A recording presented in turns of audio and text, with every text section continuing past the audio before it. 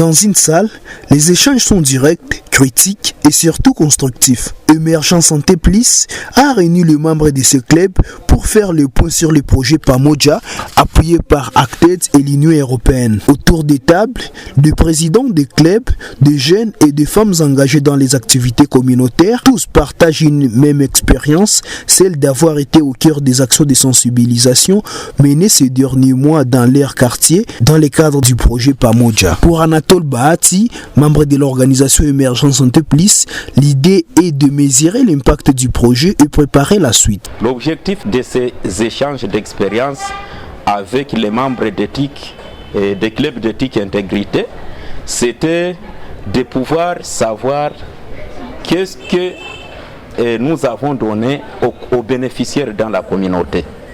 Deuxième objectif, c'était de savoir et d'identifier ou repérer le nombre de cas qui ont été référencés auprès des structures sanitaires avec lesquelles il y a eu collaboration depuis le début du projet.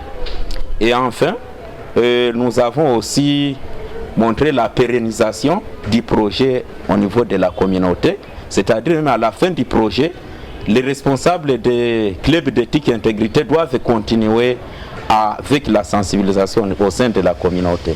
Et aujourd'hui, nous avons voulu travailler avec les présidents ou les responsables des clubs d'éthique et intégrité dans nos trois axes, axe Brasserie Kacha, axe Essence Panzi et axe Nyamugo Chimpunda. Sur terrain, les résultats commencent déjà à se faire sentir.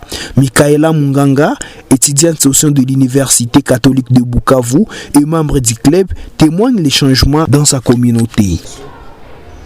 Le projet Pamoja a augmenté, donc personnellement, ça m'a permis d'augmenter ma connaissance intellectuelle.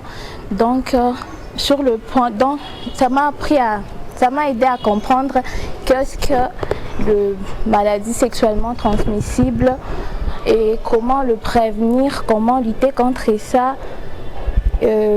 Aussi sensibiliser ma communauté en ce qui concerne les maladies sexuellement transmissibles. Je fais parfois des sensibilisations par-ci par-là. Oui, cela arrive et on en discute.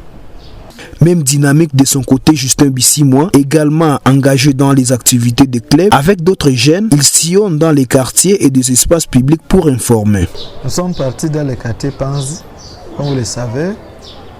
Nous sommes rencontrés avec des jeunes.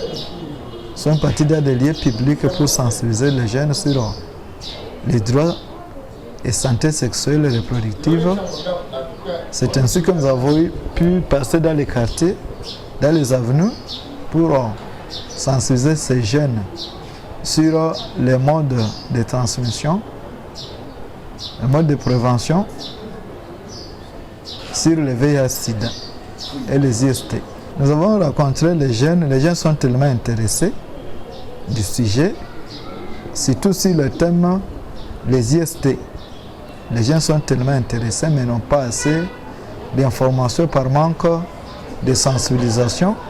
Et puis il y a aussi un problème auquel les jeunes se heurtent, c'est les intrants. Il y a un manque d'intrants, notamment dans le cadre de prévention.